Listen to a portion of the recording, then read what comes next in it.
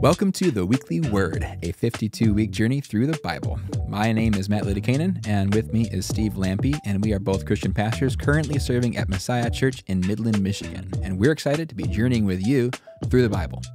Every week, we'll be taking a big picture view of the scripture you'll be reading, point out some points of interest along the way, and together gain a better vision of the God who loves us. This podcast follows along with the daily readings found in the one-year chronological Bible reading plan and resources from Tyndale House Publishers. Welcome back, everybody, to the Weekly Word. And we're holy smokes, wait, we were in what week is it?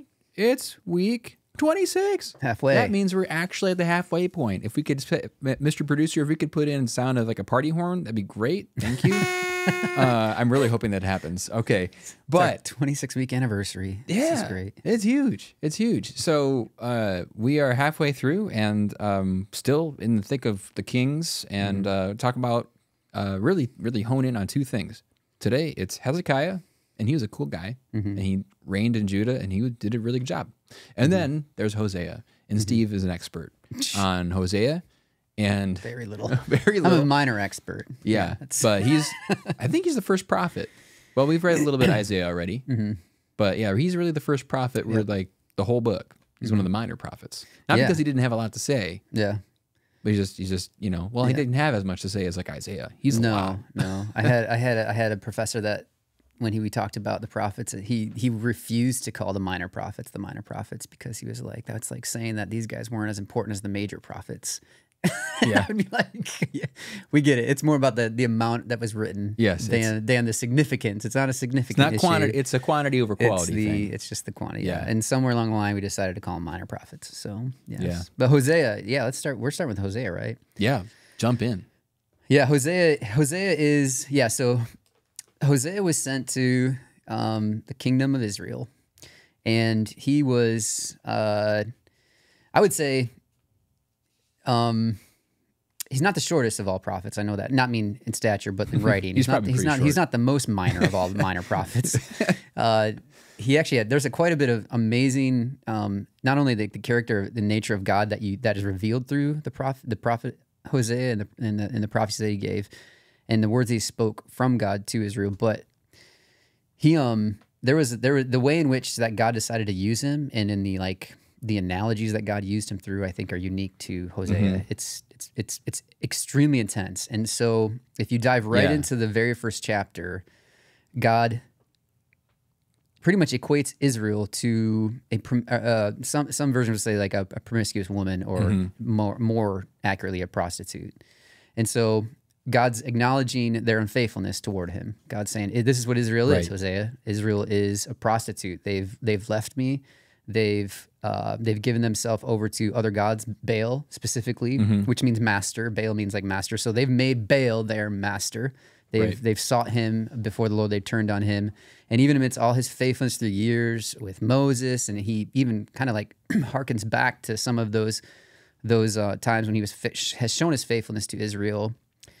They've totally left him once again. And so he says, you're going to marry a prostitute, Hosea, and that prostitute's name is Gomer, and the faithfulness that you have for her will be like my faithfulness toward Israel.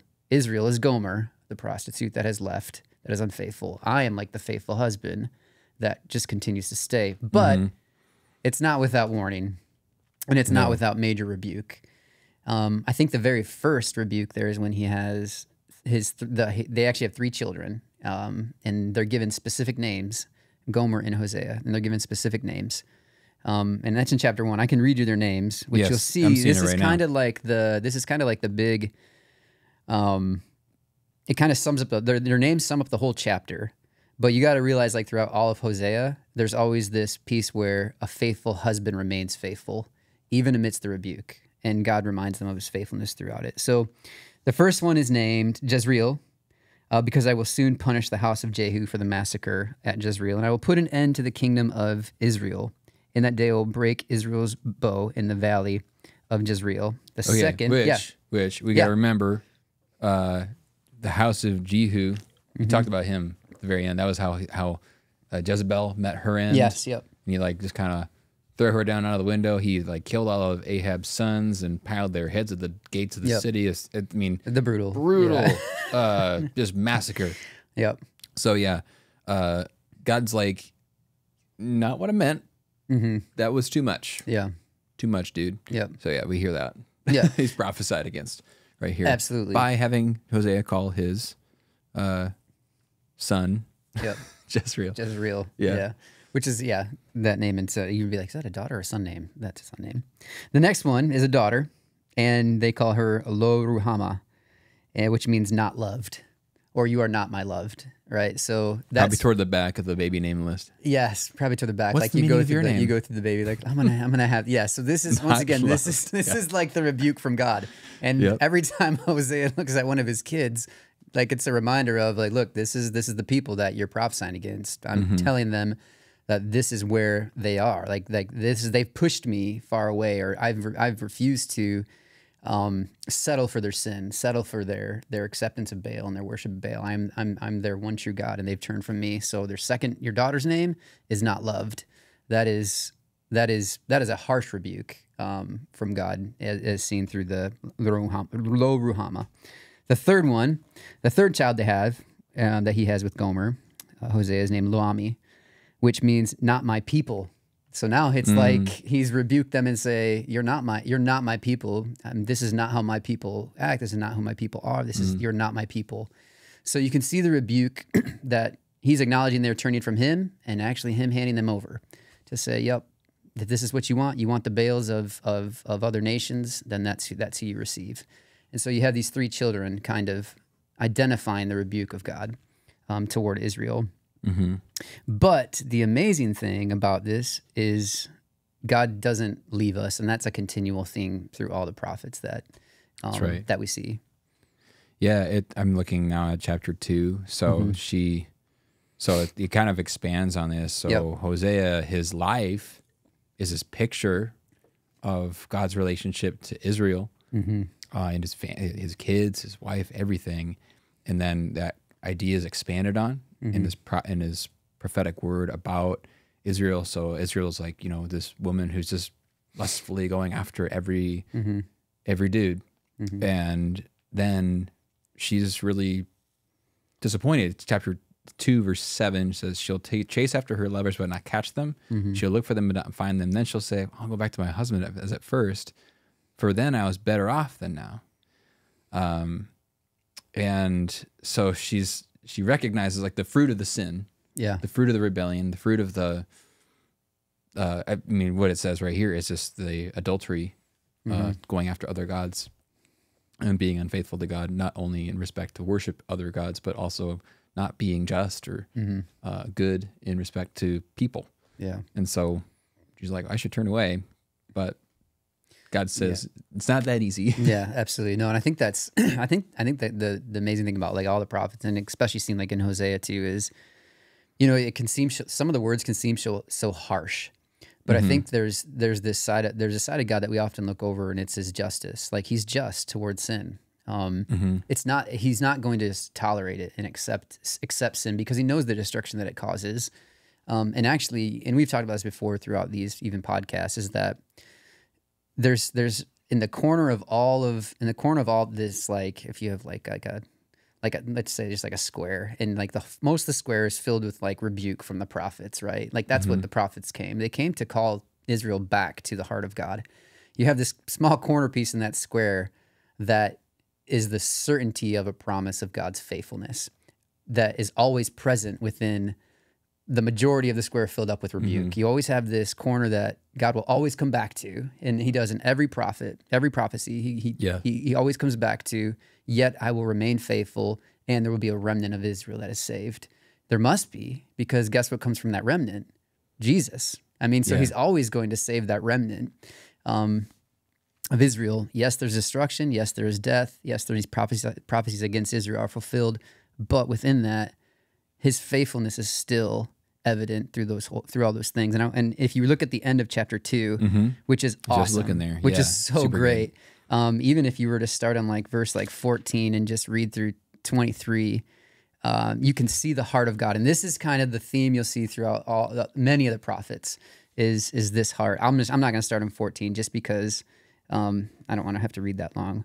But I'll read from 19 to 23. I will betroth you to me forever. Betroth is that marriage piece, right? Like right. You are going to be with me forever. That's what he's saying to like Israel as a husband.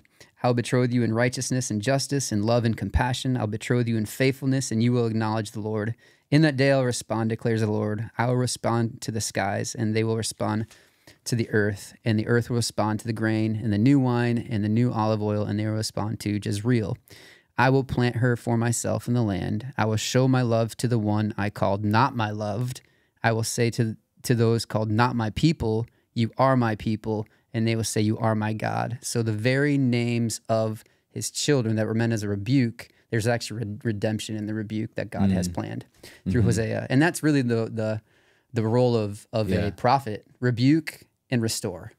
And the rebuke part's so hard. And we know scripturally, it's really hard. The calling of a prophet, man. The calling of a prophet for one. And just, it is true, because we'll be getting more and more into the prophetic work. And even you read through we've seen already with Jehu and his murderous escapades and all sorts of terrible things that he did. But there's a trickle-down effect, and we've talked about that in previous podcasts too, where it's like the leader steps in, and then it's as if the people follow suit and just it even goes even more off the rails. So the king knocks it off, just tilts it off a bit, just a couple degrees to the right, and then they're just like, all right, and then just really crank it. And it's so bad. And I see the grace of God, even in those really, as you read a lot of these, and even me, I'm like, reading through this, I'm like, yeesh. It's all kind of blends together at a certain point. All the Ezekiel and Jeremiah and the prophets, just all those harsh words of rebuke. But I had this realization. I was like, wow, it took so long, like the ministry of these men, like probably a couple generations of Israel and Judah and all of this disobedience, God's sending them. And there's patience. Like there's still opportunity. It's not like he's like, I'm going to do this no matter what. Like that's exactly what we talked about last time with Jonah. He was sent with no promise of redemption, with no promise of like, if you turn, then I'll change my mind. But Nineveh did. Yeah. And then God did turn in mercy and Jonah was like, I knew it. You're a God slow to anger and abounding in steadfast love. How dare you? Ticks me off, dude. But like God, even despite his harsh words, because it's not like he just sends if you were to send the Babylonian army and Assyrian army against Israel and Judah without warning, that would be cruel. But he sends these prophets, prophet after prophet, speaking truth, and they have an opportunity to change their mind, and stop being unfaithful and doing all this crud. But they don't. And I think that's one thing I always have to keep in the back of your mind, just kind of humming in the back of your mind, like, okay, God he's doing this because he loves them. He's not like, I delight in I want to light them up. Like that's not God's heart. No, it's I want them to just encounter my love. I want them to be in my embrace, to go with the metaphor that Hosea uses. And I think that God knows how good he is. God knows how beneficial that he is to be known by his people. And I think and out of love, that's what he sends them in. He wants to be known as God to them. It's not like something that he's like desperate for, that needs to be in order to be God, but he also loves so deeply that he would go after someone that's wandering. A lot of times it's like a father and a child.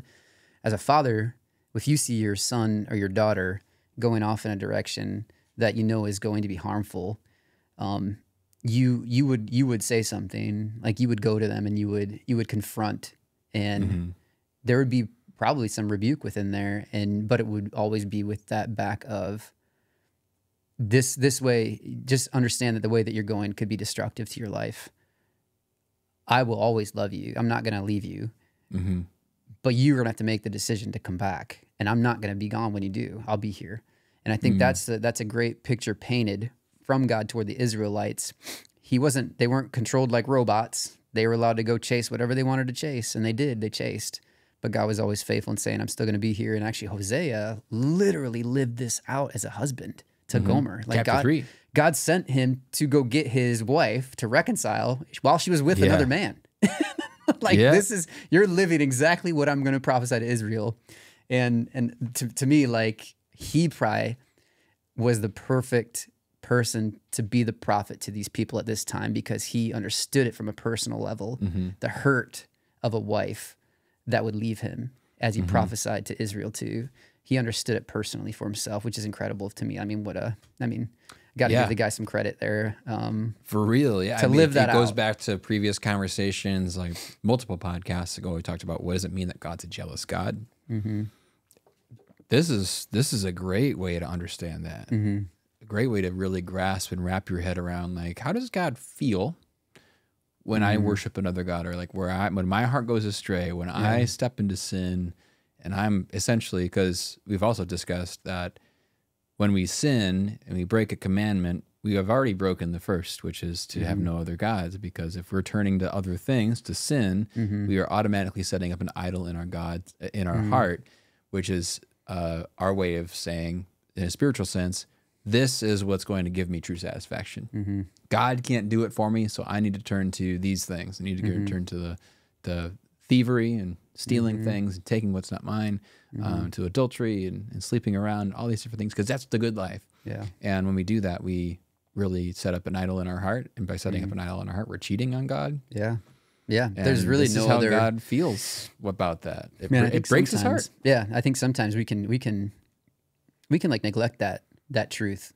We can come up with conclusions like, God has so much more going on too, that, I mean, why would he even consider this aspect of what I'm doing? Yeah. I think we can almost dumb down or like kind of wash away the sincerity of God's love toward us, and the heart of God for us that we see here in Hosea. And I think that's a great point that you make, Matt, is that if you ever want to see the heart of God toward his people, like his children that he loves, when they're sinning, Hosea is a great place, because this is the sincerity of it is real. Like, it's super, it's not, he doesn't take it lightly.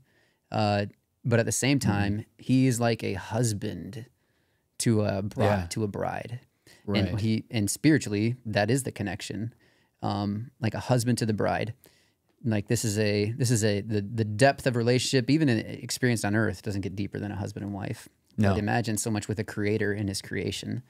That depth of that relationship that he sees and that we see here in Hosea. So it's not light. Yeah. So no. I think it's a really good reminder of just how God doesn't want us to wander away from him. And two, when we do, that there is a sense of, from God's point of view within the circumstance while we're sinning, or if we're in sin and just continual sin, that his heart is not unaffected. It is affected in a way of loving us as a savior, as a God, as a father. Like, he loves us so deeply to convict us of sin that we would come back. And that's what's happening here.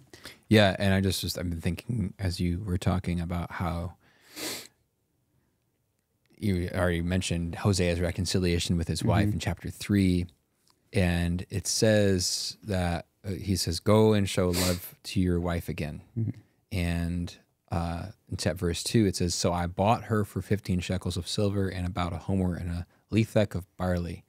And it says, you're going to live with me now. You're my wife. Stop, knock it off. Yeah. And where I went is in Peter, where it says, God has purchased us not with gold or silver, but with the blood of his son, Jesus. That's how God redeems us. Yeah. Hosea redeems his wife with some silver. Yeah. God redeems us by the blood of his own son.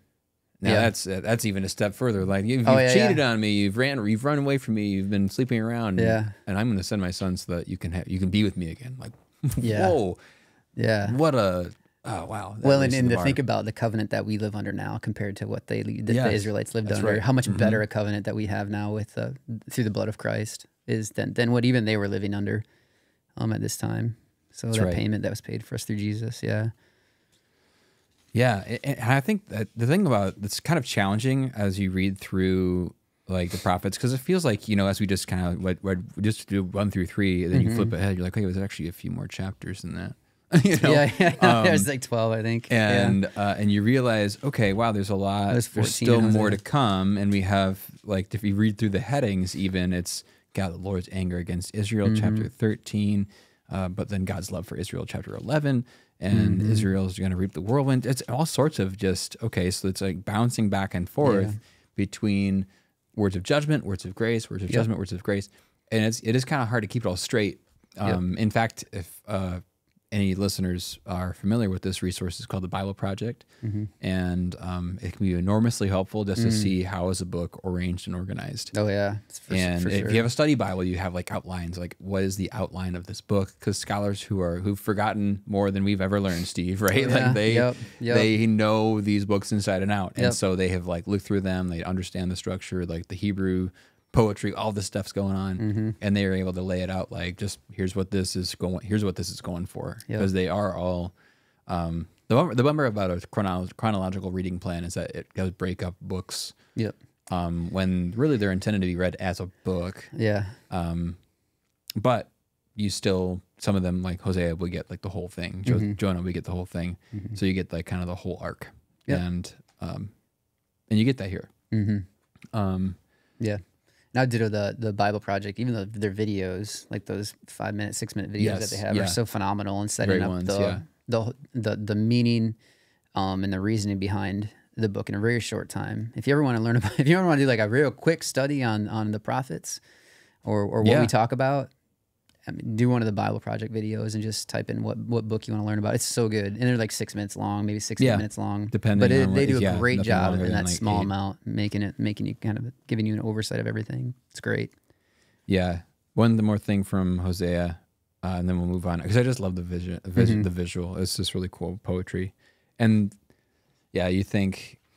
I don't know about anybody that doesn't think that the Bible is rich with just really elaborate poetry and beautiful symbolism. I haven't read it because it's all right there. Chapter 10 of Hosea, he has this wonderful picture. It says, sow righteousness for yourselves. He's speaking to Israel. Reap the fruit of unfailing love and break up your unplowed ground, for it's time to seek the Lord until he comes and showers his righteousness on you.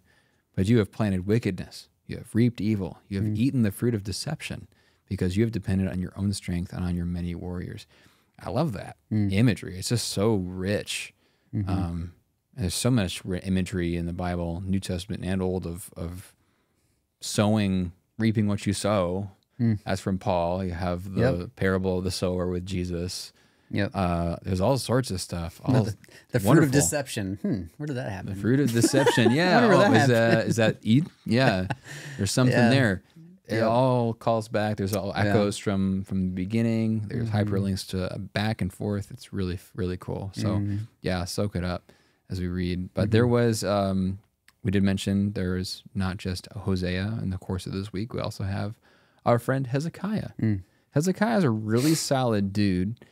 It's very high praise. 2 Kings chapter 18. This is what it says about Hezekiah.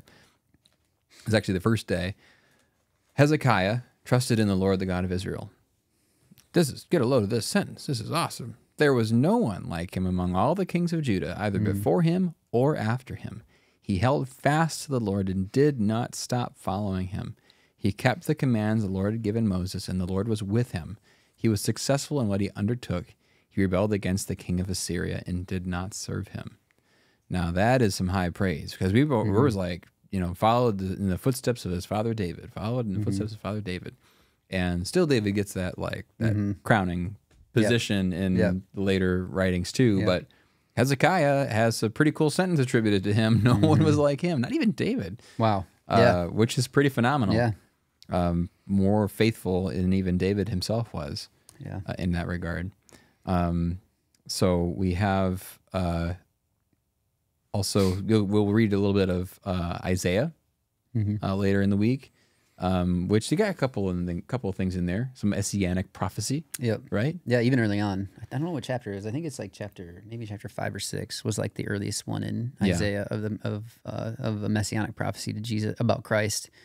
But that's actually that book, the prophecies of Isaiah is, I would say, of all the prophets, is loaded with really the clarity of his prophecies in regards to Christ are very succinct. Like these are the ones that you would typically hear around Christmas time.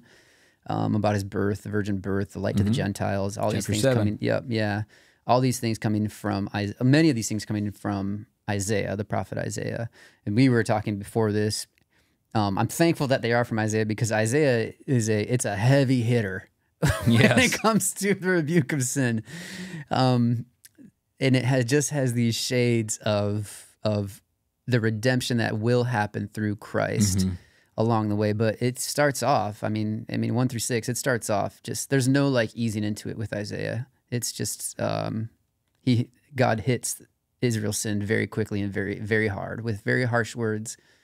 But yeah, you do see with Isaiah the prophet just these beautiful reminders of God's patience, his compassion, his kindness that we've shown to him through this Savior that will come, which is what they needed to hear. They didn't understand like we understand it now. Not even Isaiah understood it, what we understand now. He prophesied in part. He didn't understand fully what he was talking about, but we understand fully now what he was talking about. So, and I think Isaiah is a really good example of how the prophets don't just simply care about the idolatry, but as I alluded to earlier, it's when we sin, we are setting up idols in our hearts, and we can commit idolatry that way. But we see the passion that God has for justice.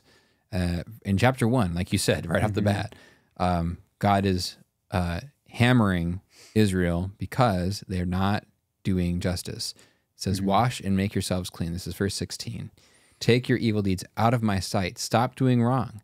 Learn to do right. Seek justice. Defend the oppressed. Take up the cause of the fatherless. Plead the case of the widow. And then, a very favorite passage, just right after that. Come now, let us settle the matter, says the Lord. Though your sins are like scarlet, they shall be as white as snow. Though they are as red as crimson, they shall be like wool. Yeah, and then right after that, in chapter 2, great imagery of God settling disputes for many peoples. Verse 4, they'll beat their swords into plowshares, their spears into pruning hooks. Nation will not take up sword against nation, nor will they train for war anymore. It's just, there's so much like just this harsh rebuke. There's beautiful promise, like reaching far into the distant future, even for us, Lord willing, it's sooner than later, right? But that's a fantastic image. Yeah. I actually heard someone take that and modernize it. So swords into plowshares and spears into pruning hooks, guns into garden tools. Oh, yeah. Isn't that cool? That makes sense. Yeah. I like it. That's a good, that's one that we could actually understand. Right. like could comprehend. Yeah, it's awesome. No, and I think one of the cool things about Isaiah too, because what he even talked about in chapter 1, he reiterates, and you see the heart of God for Israel, not only for them to worship him, but you also see for this is how I want you to live. This is like your life is actually the worship that I want, that I desire. And he goes into even Isaiah 58. He says, I'm sick of your new moon festivals. I'm sick of this like fake worship. You praise me with your lips, but your hearts are far from me kind of teaching. Yeah, well, I think that was from him, right? Just later on. So it's one of those things where he says, look, if you look after the fatherless, if you take care of the orphans and the widows and set the prisoners free. I mean, he talks about all these justice aspects of his character. Like, stop just making this about yourself. Like, I want Israel to reflect my nature of love and compassion and mercy. And it's like the Good Samaritan, right? You can either be the Israel, the priest and Levite that walk past the robbed man, or you can be like the Samaritan that stopped and actually helped the guy. And I think that's the heart, is he's calling Israel to become more like himself, more like Christ, and throughout this as well. But it's cool to see how he's calling them not only to turn away from their sin, but also to what we would say for us today, Romans 12, to offer our lives as a living sacrifice. Yeah. This is our spiritual act of worship. And that was the spiritual act of worship for the Old Testament and for the Israelites, is to be a light to the nations around them in a way that they honored and loved God. So, and jumping back to Hezekiah and just leaving it there, this is what he did. And he's just one of those very few shining examples. It's like his story is sprinkled in among all these prophetic readings. But 2 Chronicles 31, again, really high praise. This is what Hezekiah did throughout Judah, doing what was good, and right and faithful before the Lord his God, and everything they undertook in the service of God's temple and in obedience to the law and the commands. He sought his God and worked wholeheartedly, and so he prospered. That kind of connects to what we were looking at with the Proverbs. It's like, this isn't like a, insert X, then you get Y every single time. Like, there's a general principle to things. That's what it's seeking to outline, not promises, but you do see that principle lived out through Hezekiah, through his leadership, through how he wanted to seek and follow the Lord, and how the prophets are calling out to the people, like, do what, essentially kind of do what Hezekiah is doing. Follow him, right? Yeah. Follow your true king, the King of Kings, who is Yahweh.